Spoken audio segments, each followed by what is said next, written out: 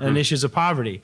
So let's just break it down from the very beginning. I just want to get right to the meat of it. The right will say things like, well, this is just about bootstraps. This is just about, people finding it within themselves to pull themselves up from poverty, to get an education, to go out and get a job, and then make their own life better. But then you'll see the left that'll say, well, this is really about, help. This is really about government programs. This is about, having that opportunity, through a government program or through government spending to try and lift them up that way. Well, neither one of those, of course, like any public policy issue, it's just not that simple. And so where's the happy medium? Like, what's your approach to take from each one of those camps and how you think about resolving this issue of poverty? Well, you're right. I mean, it's not there out in your face every day, but it is right behind the curtain because many people are living in poverty today and are dealing with issues of how do they pay for their bills? How do they put food on the table? How do they save for whatever it may be that's going to come up? Recently there was a study that showed that 65% of Americans don't have $1,000 in their bank account. So if they, if they need to change their tires or something like that, they're already behind. And so it's a major issue that we need to deal with. And it should be one that's bipartisan or nonpartisan because from the left or from the right, oftentimes they get the thing wrong. When they oftentimes will look at is the amount of material things that people have. But really it's about the social capital. It's about the community and a job of how all that brings things together. And we have safety net programs that are in place. So the right saying that those need to go away, that's not going to happen overnight. Right. And those who say we just need to spend more money, well, let's look at what each dollar is already doing. And unfortunately, it's not all going to the people we're trying to help. And so it's got to be a combination of these things that really come together that help people, get back on their feet again, because they're not looking to be in welfare or on these safety net programs for a long period of time. Right. And you approach that. You've written that, your approach here is that part of the reason why we can't come up with the right policy solutions is because the way we think about poverty is wrong. And you mentioned a little bit about, people just think, not being in poverty means having things or having stuff. What do you mean by, we think about poverty the wrong way? Well, I think we really do think about it the wrong way in the sense of how much material things does someone have? How much money do they have in their pocket? And whenever you look at it from that angle, you're missing so much more. Just because somebody has money in their pocket doesn't mean that they're going to be rich or they're going to be prosperous, because then they don't know how to spend it. And so you've got to be able to look at the full picture of what somebody that's dealing with these issues are really going through. Do they have the family? Do they have the community behind them and the support that they need to overcome the obstacles that are in their way? And unfortunately, some of the obstacles are from government.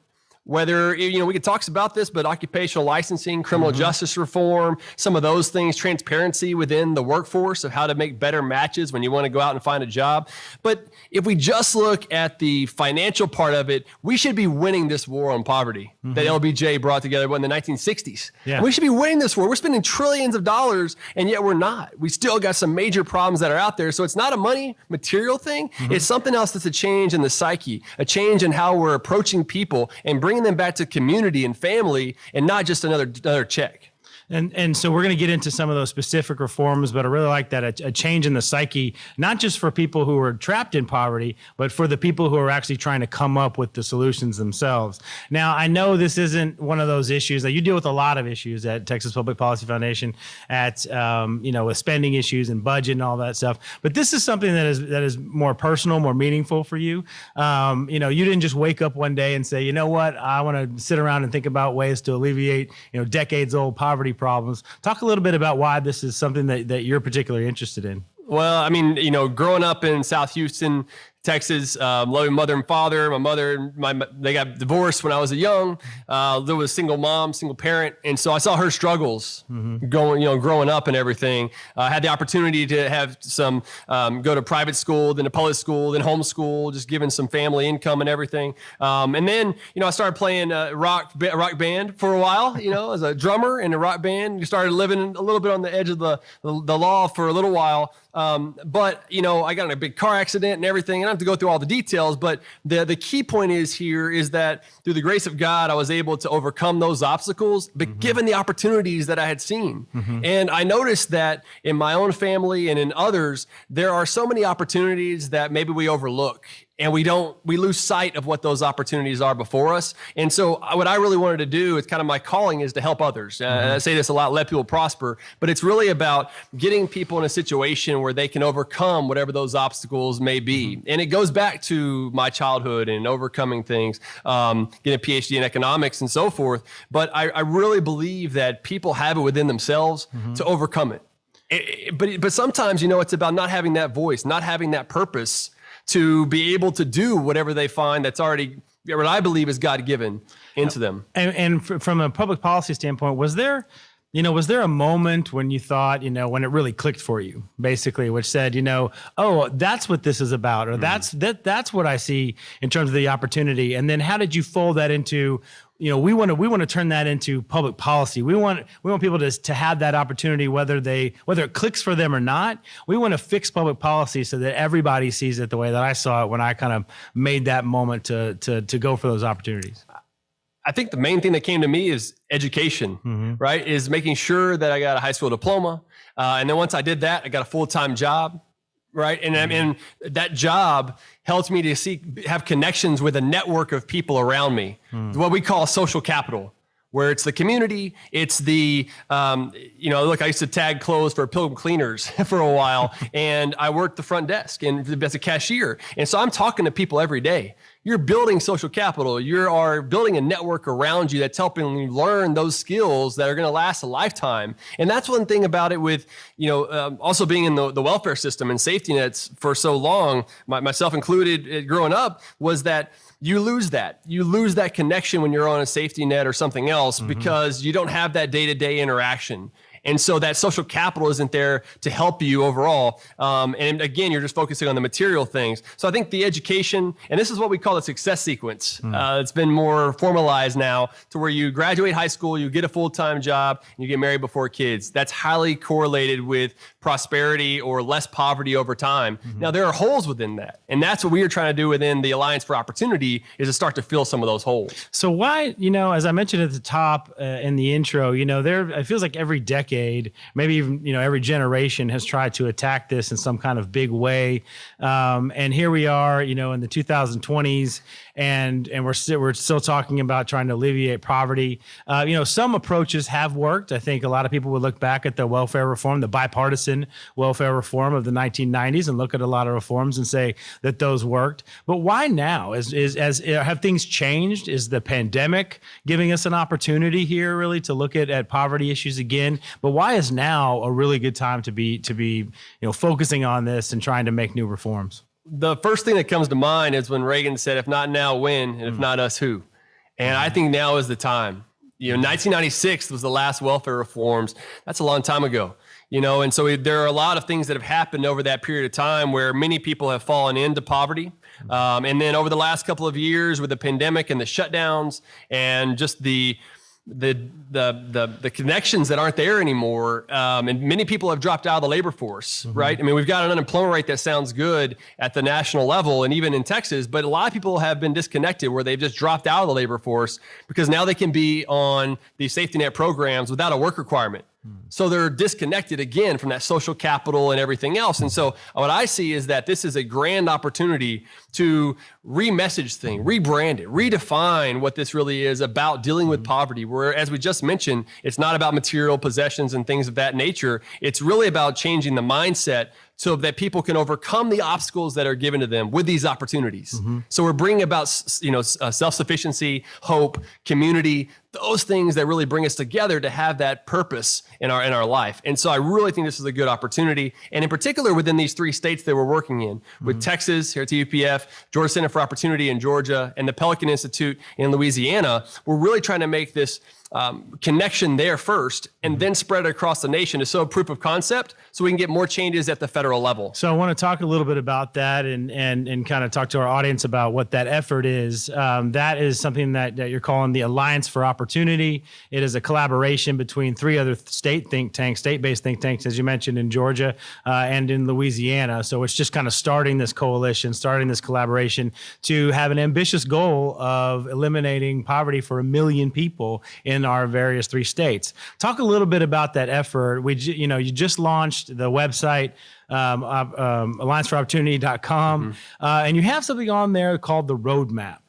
Just very high level, 30,000 foot. What is the roadmap? You talk about the sequence. I guess that's what the analogy is, right? Like we start from the beginning, we have a sequence of events that take us down the roadmap. What is that sequence, and how do we get to a point where we're, now helping folks get out of poverty? So we're excited, and this is a great opportunity. 1 million people out of poverty here in the next, 5-10 years. We're really looking at focusing on that, and I'm excited about it in so many ways. With this roadmap, if you start going through the website, allianceforopportunity.com, you'll notice that there are a number of opportunities that we have where we have 50, 60 policy items that we're breaking down. Here's the background for the policy. Here's the problems that we're facing. Here is the solution. And then here's how to implement the solution. That's what I think really makes this different, is that this is a roadmap for someone who wants to help alleviate poverty to be able to go on the website and see step by step what they could do. So this is for lawmakers, policymakers, activists, innovators, whoever wants to join this fight. All the above.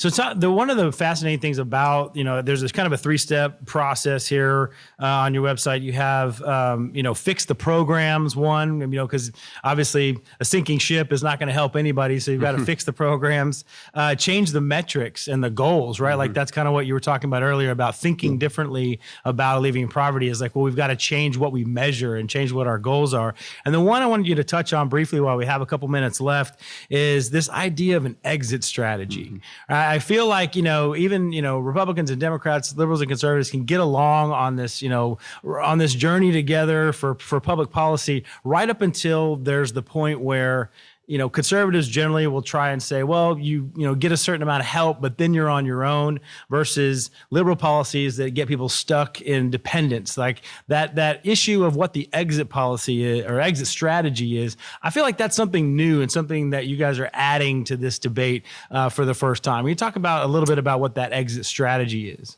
Yeah, it really goes to the point of self-sufficiency. What our hope is that through these initiatives that we're putting together, which is safety net reform, improving workforce development, and restorative justice to people, that those will give people the tools. It's not just doing these policies for doing the policy's sake. This is about helping people be able to overcome these obstacles, to your point. So when they get off of these programs, they are living a more successful, prosperous life. So they don't fall back into the old ways of doing things. Yep. And we talk about, I know this is this terrible concept of the benefits cliff, right? Like that's one of the things that gets people stuck back in dependency, is this idea that like, well, as I prosper, as I continue to make more money or do better in my job, I'll lose things like, childcare benefits and that kind of thing. Are you addressing those kinds of things that have been, that plague this effort for the last 40 years? We are. I mean, you're right. You have these welfare cliffs that are going on. How do we overcome some of those? And you can't get rid of them entirely, because we need